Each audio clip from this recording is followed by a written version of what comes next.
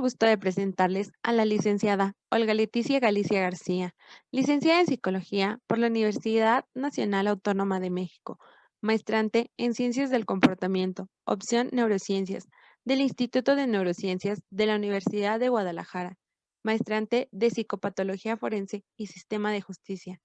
Ha cursado diplomados en Psicología Criminológica, Psicología Forense, Neuropsicología Clínica, Evaluación y Diagnóstico Neuropsicológico, Alineación Parental, Psicología Forense Infantil y Psicología del Testimonio. Presidenta del Colegio Mexicano de Profesionistas de la Psicología. Integrante honoraria de la Asociación Mexicana en Psicología Jurídica y Derecho Penal. Perito por Consejo de la Judicatura del Poder Judicial de la Ciudad de México. Perito por el Consejo de la Judicatura Federal. Miembro fundador de la Asociación Mexicana de Justicia Terapéutica, del Colegio Mexicano de Profesionales de la Psicología AC, de la Asociación Todos Somos Ella y de Galicia García IUS Atelier AC. Colaboradora de varios textos de psicología jurídica y forense con el doctor Eric García López. Y ella nos va a presentar Dictamen Pericial en Psicología del Testimonio en el ámbito legal. Muchas gracias. Sean todos bienvenidos y bienvenidas. Buenas tardes a todos. Para mí es un gusto y un honor encontrarme el día de hoy compartiendo con ustedes las Jornadas Internacionales de Psicología Forense y Testimonial en el Sistema de Justicia, de la creencia a la ciencia, organizadas por la Asociación Mexicana de Psicología Jurídica y Derecho Penal y por el Instituto de Ciencias Psicojurídicas y Sociales. Especialmente agradezco la extraordinaria organización de la doctora Marta Vanessa Díaz Padilla y de todo su equipo para organizar este espléndido evento. El día de hoy tendré el gusto de compartir con ustedes algunos de mis conocimientos y de mi experiencia para llevarles este tema, la importancia del dictamen pericial en psicología del testimonio en el ámbito legal. Como ustedes saben, el psicólogo forense ha sido llamado a describir, explicar, predecir y controlar la conducta humana individual y social de manera general, y en situaciones de conflicto en particular, en las que se elige la resolución del mismo a través de medios legales. En los 28 años de ejercicio profesional de la psicología forense que llevo en México, he sido testigo de su historia y de su evolución en su vertiente de la aplicación de la psicología al mejor ejercicio del derecho, como muy bien lo planteaba el doctor Emilio Miray López desde 1932, quien fue el primero en publicar el libro de psicología jurídica, en donde tiene un extraordinario capítulo acerca de psicología del testimonio. Y con el objetivo de aportar elementos de convicción a la autoridad muy frecuentemente relacionados con aspectos sobre el testimonio de testigos, víctimas, denunciantes, actores y demandados. Aunque en muchos casos una declaración o una identificación pueden convertirse en el único argumento para probar hechos a partir de los cuales se dicta una sentencia, aún sigue siendo poco frecuente que se consideren como un elemento probatorio el análisis formal del testimonio, bien por medio de un experto que ilustre la autoridad o bien mediante un análisis de la credibilidad del testimonio. En México, el testimonio de un testigo o víctima cobra especial relevancia como elemento de prueba de que un delito ocurrió, como es el caso de los delitos sexuales al ser de realización oculta, y en muchos otros casos en donde solo se cuenta con la experiencia vivencial de un testigo de hechos para la identificación de los responsables o para el relato de la cronología de los hechos. No obstante, la importancia que tiene este análisis de los testimonios y de estas identificaciones, y a pesar del conocimiento y contribución que puede aportar la psicología del testimonio a los procesos judiciales, su uso aún en este momento es bastante limitado. ¿Qué elementos puede aportar la psicología del testimonio al sistema de justicia? Pues podríamos responder que al provenir de las investigaciones de los campos de la psicología experimental y de la psicología social, ha estudiado la calidad de los testimonios que sobre los delitos, accidentes o sucesos cotidianos prestan los testigos presenciales. De acuerdo con Mira y Dijes en el año 1991, específicamente en sus ejes de exactitud o inexactitud de dicho testimonio y de el análisis de su credibilidad, de tal manera que aporta los resultados de la investigación básica en el estudio de la memoria del testigo, los factores que la afectan, que pueden ser tanto los factores propios del individuo como factores externos, perceptuales, contextuales e incluso sociales que pueden influir en la memoria de un testigo, así como el estudio de los procedimientos de toma de declaración que pueden en un momento dado garantizar o bien afectar la exactitud de los recuerdos, cuando dichas intervenciones son hechas de una manera inductiva, de una manera sugestiva y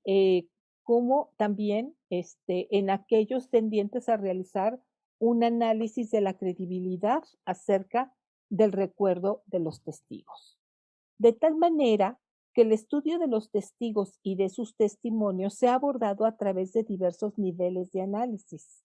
A nivel de memoria, el procesamiento de la información, la identificación de recuerdos y sucesos, en el eje de la exactitud de la identificación de personas y sucesos. El nivel de metamemoria, que sería un análisis metacognitivo individual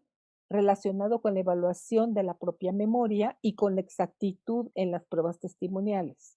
Y el nivel de juicio de memoria, que se refiere a un nivel de metamemoria interpersonal o de evaluación de la memoria de otras personas, que sería con relación a el análisis de la credibilidad de este testimonio. Con respecto al primero de ellos, es decir, al nivel de memoria, se estudia en la identificación y recuerdo de sucesos que se encuentran implicados los procesos de percepción y memoria, como son la codificación, la retención y la recuperación de la información, así como la interpretación de la misma. Como un suceso complejo, que es la memoria, contiene gran cantidad de información eh, de la cual cuando nos enfrentamos a este suceso o a una situación o bien incluso a la presencia de una persona, pues solamente podemos atender y percibir una pequeña parte de ella. De tal manera que es importante estudiar las influencias, tanto internas como externas, en las que se encuentra expuesta la interpretación de los sucesos que se observan en función de los conocimientos previos y de las expectativas. Y a nivel forense, aplica cuando una persona expresa su recuerdo acerca de una persona que hubiera participado en los hechos o en los que, o bien en la descripción de la cronología o de los hechos vivenciados. A nivel de metamemoria, ocurre cuando un testigo o víctima realiza el análisis de sus propios procesos de memoria sobre un acontecimiento o al tratar de identificar a una persona. Estos procesos se encuentran bajo la influencia de ciertos factores a nivel perceptual, es decir, con respecto a la cantidad de información que es codificada, al intervalo de retención, que se refiere a la distorsión de la memoria con el paso del tiempo o con la información post suceso, y de la recuperación o los errores de omisión u comisión u olvido de detalles u otra información más o menos relevante. A nivel forense, aplica cuando un testigo o víctima intenta recuperar las características de una persona para identificarla, es decir, para realizar un retrato hablado, o bien cuando el testigo realiza una evaluación de su propia memoria al intentar recordar los detalles de un acontecimiento. En estos casos, los testigos utilizan estrategias heurísticas o de metacognición para evaluar hasta qué punto recuerdan o reconocen correctamente ciertos aspectos de un suceso o de un delito. Ejemplo de ello son las ruedas de reconocimiento, que consiste en la identificación de una persona por parte de un testigo, siendo este uno de los medios de prueba de los que se vale el fiscal para llevar a cabo la acusación contra un imputado, de igual manera que lo es la integración del retrato hablado, que se basa básicamente en el recuerdo de las características físicas de una persona por parte de un testigo y que al momento en el que es integrado este retrato, pues tiene que recuperar todos aquellos recuerdos de esas características físicas, de esa experiencia que tuvo al tener contacto con esta persona y que van a permitir reconstruir, en este caso, un, una, un rostro, ¿no? Pero que también en muchos otros casos, en los casos de las ruedas de reconocimiento, ¿no? El poder identificar de entre distintas personas quién fue el posible autor de un delito.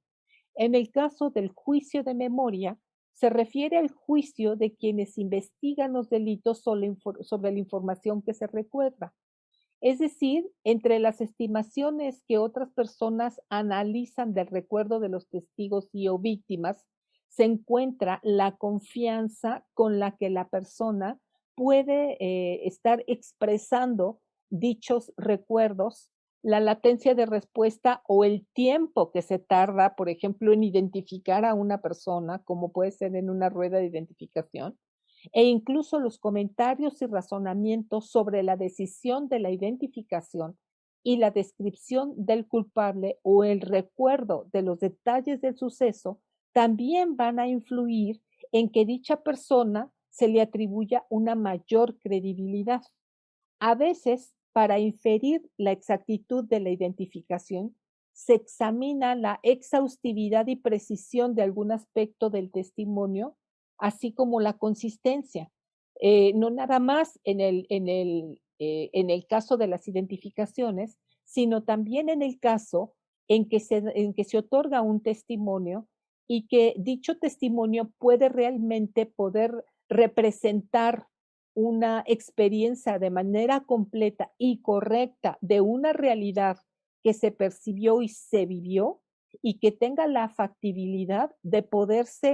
eh, de poderse comunicar o de poderse aportar a la persona quien va a realizar un análisis de esta información y de incluso de la persona a través de una serie de medios. Estos medios de análisis de la credibilidad tienen la particularidad de ser formales o informales. Es decir, algunas personas sin tener una especial capacitación o entrenamiento en lo que serían las técnicas de la psicología del testimonio, de igual manera hacen su análisis de credibilidad. Eh, digamos que siguen un modelo subjetivo o social, en tanto que hay otras personas que a través de un modelo objetivo o científico, como es el caso de los peritos en psicología del testimonio, que llevarán a cabo este análisis de la credibilidad basado en una serie de metodologías y en una serie de pasos que van a permitir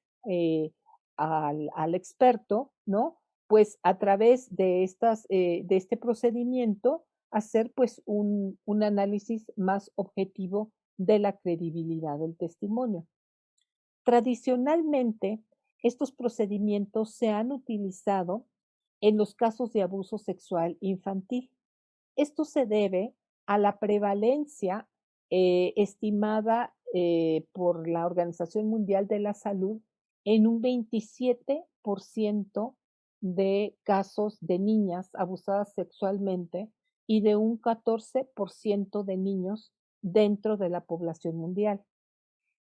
Finkelford, en una encuesta epidemiológica en 21 países, ha confirmado estos hallazgos al encontrar que por lo menos el 7% de las mujeres, de unos porcentajes que varían entre el 3 y el 30%, así como en hombres, han reportado haber sido víctimas de violencia durante su niñez.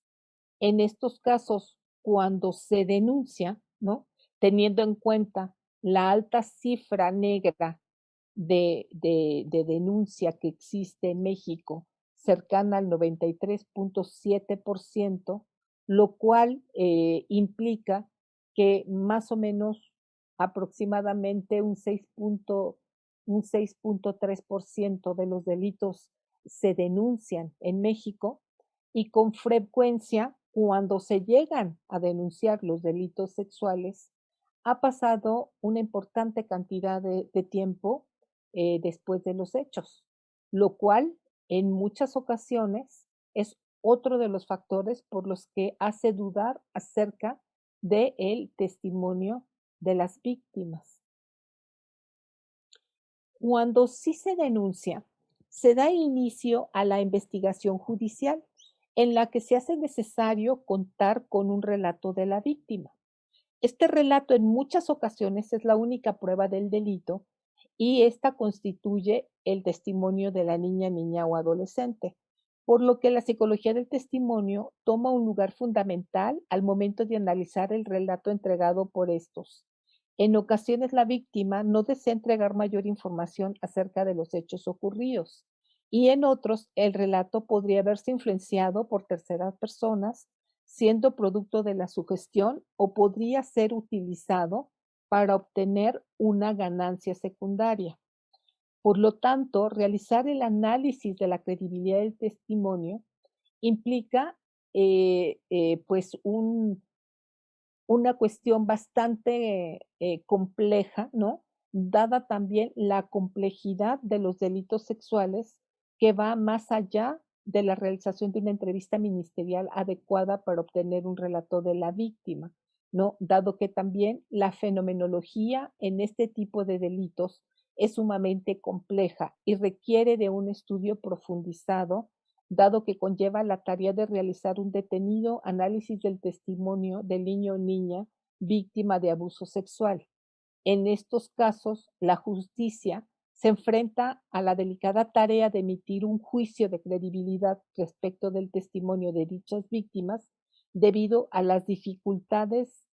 propias de la forma de comisión de estos delitos, como ya había mencionado, que son de realización oculta. Por lo tanto, en los casos de abuso sexual infantil, la pericia psicológica sobre la credibilidad del testimonio es una pieza clave. Su objetivo es realizar un análisis exhaustivo del discurso de la presunta víctima con la finalidad de detectar sus consistencias e inconsistencias y determinar si es originado a partir de una experiencia. Lo anterior debido a que las versiones contrapuestas pueden presentarse entre la víctima y el imputado y con frecuencia ser el único medio de prueba. En ocasiones se denuncia en base a información falsa o errónea, por lo que se hace necesario y urgente la elaboración de procedimientos para poderlos identificar. Desde hace más de 30 años existen el estudio de la validez de la declaración utilizado en psicología del testimonio a través del SRA o Statement Reality Analysis, el estudio de la realidad de la declaración, así como el SVA, Statement Validity Statement, el estudio de la validez de la declaración, y el CBCA, que es el análisis del contenido basado en criterios. Para la psicología forense, entonces, los casos de abuso sexual representan una modalidad de maltrato infantil, un problema social y un problema de salud pública,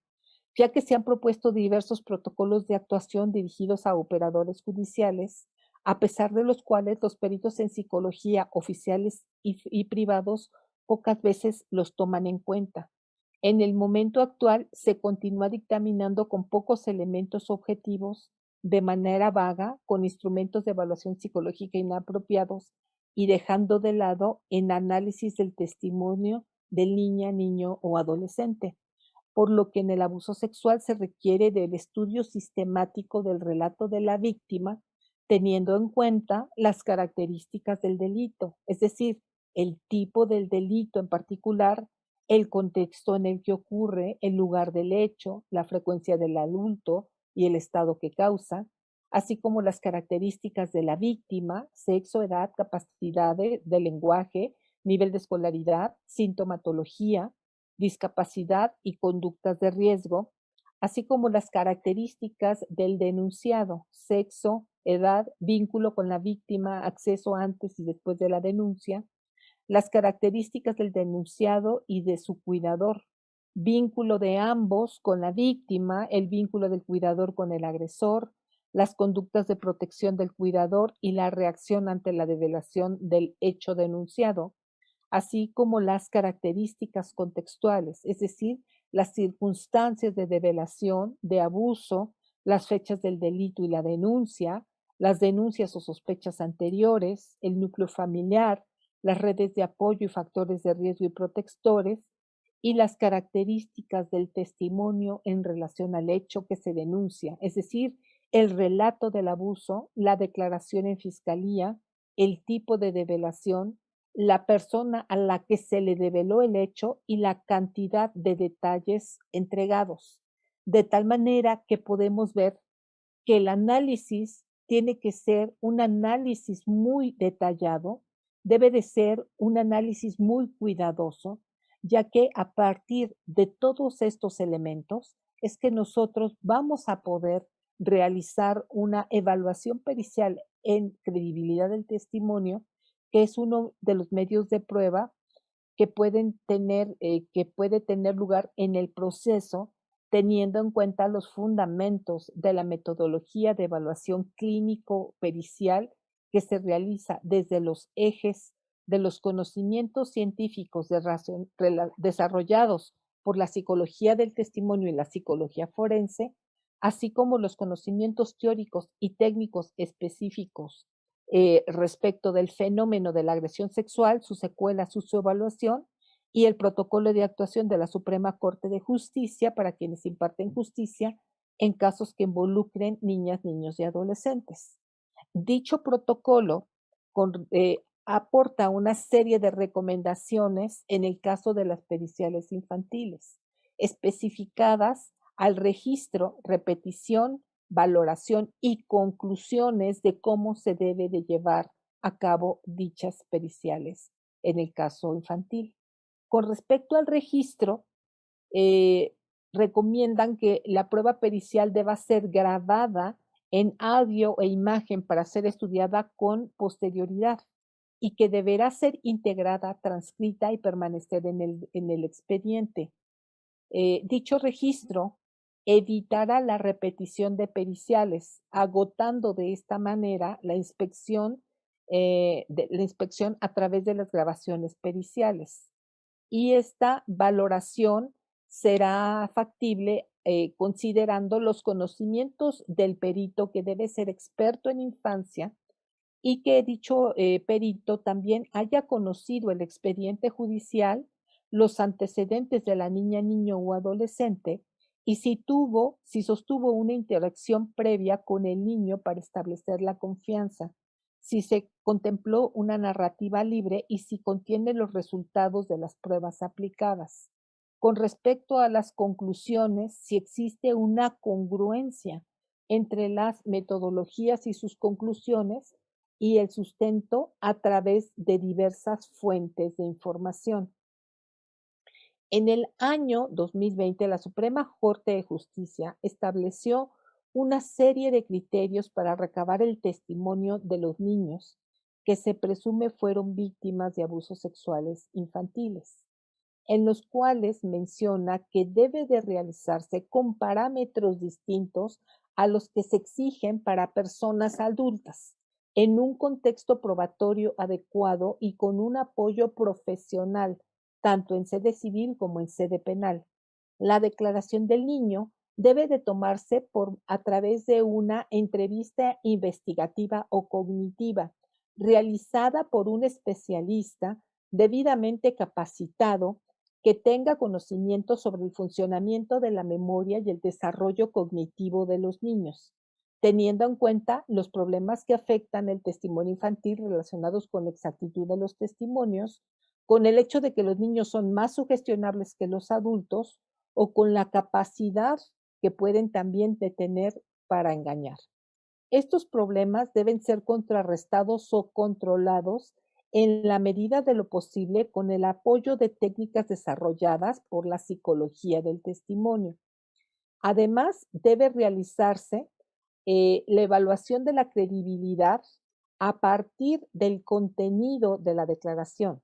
utilizando criterios que en teoría permiten diferenciar los relatos verdaderos de los falsos, sin que se pretenda validar a través de esta la denuncia de abuso como indicadores clínicos o psicológicos, sino determinar indicadores de credibilidad en el relato. Las conclusiones a favor o en contra de la credibilidad de la declaración de una niña, niño o adolescente no deben extraerse únicamente a partir de una simple contrastación de la presencia o ausencia de indicadores, ya que el peso de estos en cada caso concreto depende de múltiples factores, sino de la aplicación de estos criterios que debe estar a cargo de profesionales capacitados en estas técnicas y con un conocimiento actualizado de los resultados de la investigación empírica sobre estos procedimientos de análisis.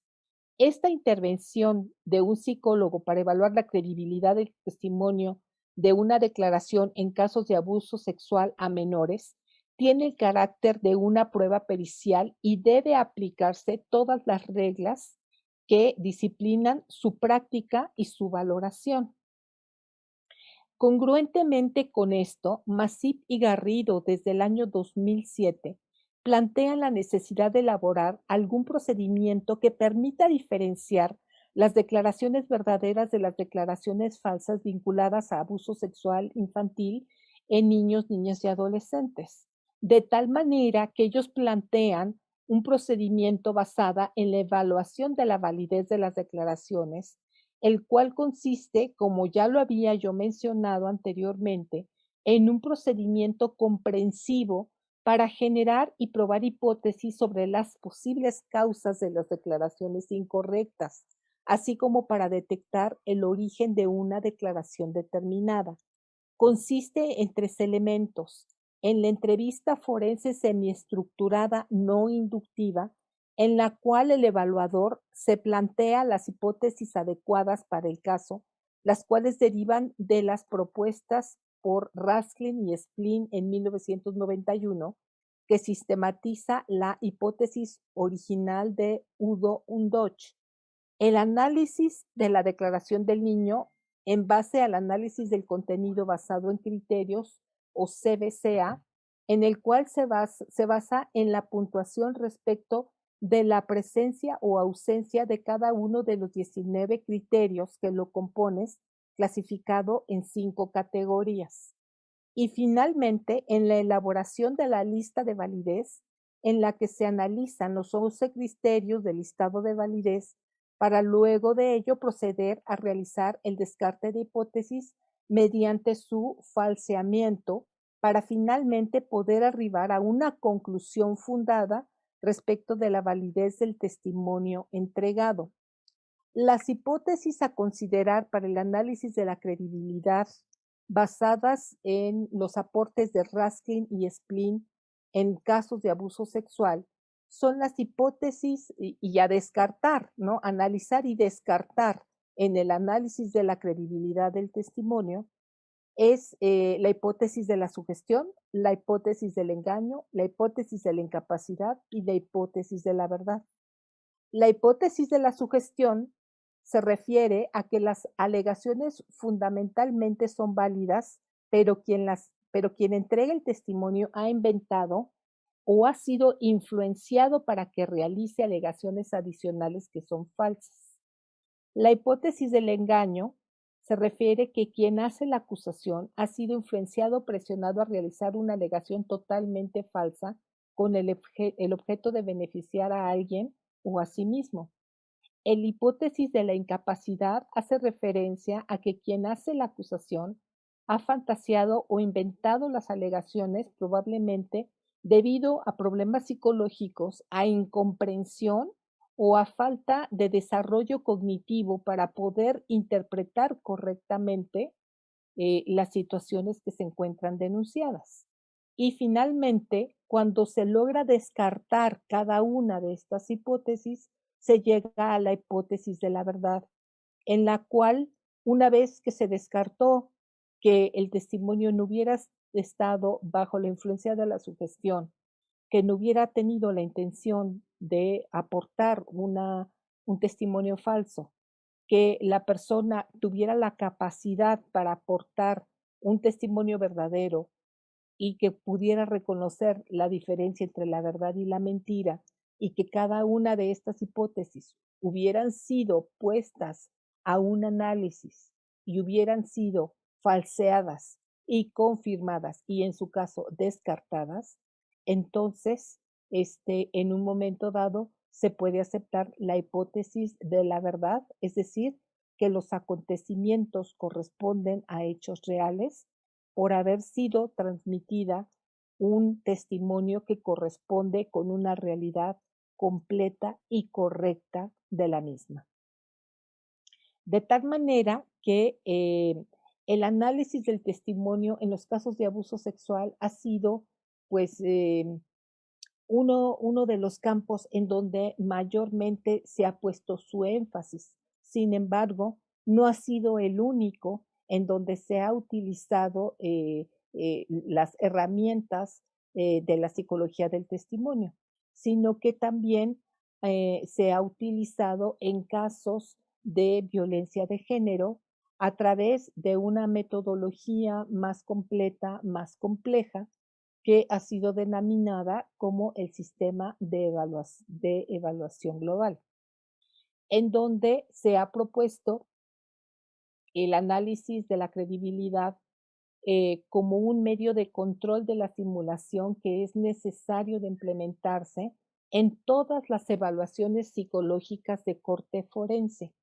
Muestra de ello es el sistema de evaluación global de Arce y Fariña, vigente desde el 2006, que conlleva un análisis cuidadoso desde la toma de la declaración, el análisis de las declaraciones y en conjunto con una evaluación psicológica forense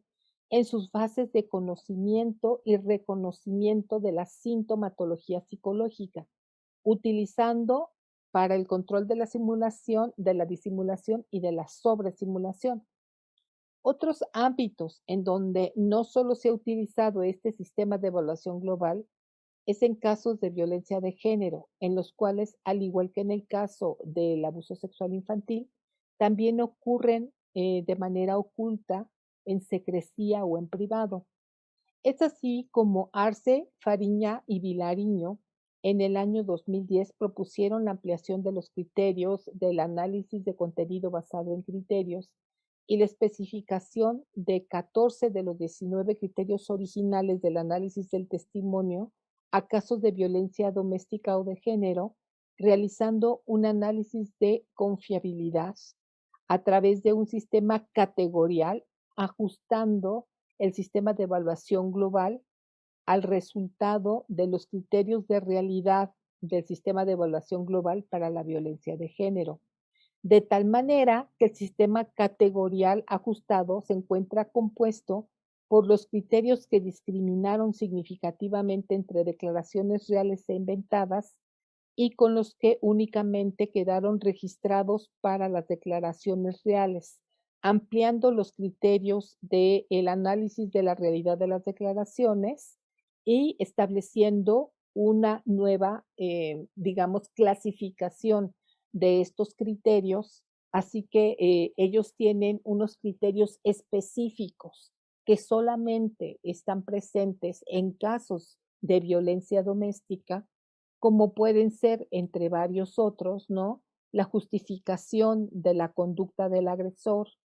el que la persona no pueda reconocer de una manera inmediata las secuelas o la influencia en un momento dado, pues negativa en su propia vida y que pueda haber incluso un perdón al perpetrador, entre otros. El análisis de testimonio a través de este sistema de evaluación global también se ha utilizado en asuntos de mobbing, que se refiere al acoso moral en el trabajo y a casos de daño psicológico. En estos casos es necesario establecer el daño psicológico mediante la determinación de la relación causa-efecto entre ese daño y los hechos constitutivos del acoso o daño psicológico, pero al estar en un contexto legal requiere de un diagnóstico diferencial de la simulación. Esto es para definir si el daño es real o es simulado y para lo cual este sistema de evaluación global en estos casos de acoso moral y daño psicológico se ha estructurado en torno a 10 pasos. La obtención de la declaración con determinadas técnicas de entrevista basadas en lo que serían las técnicas narrativas, que sean no sugestivas, sino inductivas, la repetición de la declaración al terminar la evaluación propiamente dicha, el estudio de la motivación de dicha denuncia, el análisis de la validez de las declaraciones, el análisis de la realidad de las declaraciones, la medida de las consecuencias clínicas del hecho traumático, el análisis de la fiabilidad de las medidas, es decir, que haya una concurrencia de las distintas técnicas e instrumentos de evaluación aplicados, la evaluación de la declaración de los actores implicados, el análisis de las características psicológicas de los actores implicados a través de esta evaluación psicológica forense y las implicaciones para la presentación del informe. De tal manera que podemos ver que este proceso propuesto por los doctores Arce y Fariña,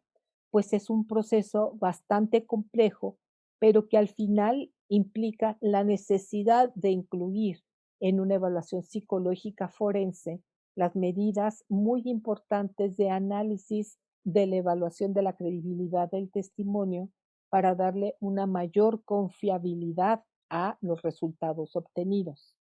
Y finalmente, para poder enmarcar la importancia de las periciales de la psicología del testimonio en el ámbito legal, es que este tema de la psicología del testimonio es un tema que se encuentra ampliamente estudiado, difundido y que ha sido motivo de la publicación de distintos tipos de estudios, así como en la generación de diversos cursos, de talleres, de capacitaciones, tanto nacionales como en el extranjero, incluso por parte de la Suprema Corte de Justicia, de las universidades tan importantes como la UNAM e incluso como esta misma institución, la Asociación Mexicana de Psicología Jurídica y Derecho Penal, quienes han organizado muestra de ello, ¿no? Es el actual evento en el que nos encontramos actualmente y que enmarca la importancia que llega a tener este tema para el ámbito legal, lo cual pues me permite llegar a las siguientes conclusiones, que tanto en el ámbito penal como en el ámbito civil y familiar es posible e incluso necesario conocer y aplicar los conocimientos y las técnicas de la psicología del testimonio, tanto en lo que se refiere a los conocimientos neurocognitivos sobre los distintos tipos y procesos de memoria y los factores internos, externos y sociales que influyen en ella, como los aspectos del análisis metacognitivo de la memoria realizado por el propio testigo y los que se encuentran sujetos al análisis formal o informal de la credibilidad de los testimonios, de las declaraciones o incluso de las sintomatologías, impactos y secuelas de las distintas situaciones que son requeridas para determinar por el perito psicólogo. Por lo que es menester que el perito o el psicólogo perito, como los distintos operadores judiciales e incluso los abogados postulantes, cuenten con conocimientos en psicología del testimonio que les permita realizar un análisis más puntual y específico de los casos a analizar y a determinar, así como de los alcances y limitaciones de la psicología del testimonio para estimar las distintas situaciones suscitadas y aplicar un rigor metodológico más puntual que permita obtener evidencia más concreta y contundente. Aunque aún falta mayor perfeccionamiento en el desarrollo de las periciales en psicología del testimonio, su valor para el sistema de justicia es invaluable, ya que permite acercarnos de una manera más formal, más objetiva, más imparcial al estudio de los testigos, de los testimonios y de la credibilidad de los mismos. Pues por mi parte es todo. Espero que esta charla haya sido de su agrado, que pues haya generado en ustedes una serie de cuestionamientos, que les haya pues también abierto un poco la puerta a lo que es esta extraordinaria y maravilloso tema de la psicología del testimonio. Y pues quedaré muy atenta a si ustedes tienen alguna pregunta, alguna duda, algún comentario, pues estoy aquí para servirles a sus órdenes. Bueno, pues por mi parte es todo. Agradezco su atención y agradezco nuevamente a la doctora Marta Vanessa Díaz Padilla esta amable invitación que me hizo. Muchas gracias. Que sigan teniendo una buena tarde y disfrutando de este maravilloso evento. Muchísimas gracias.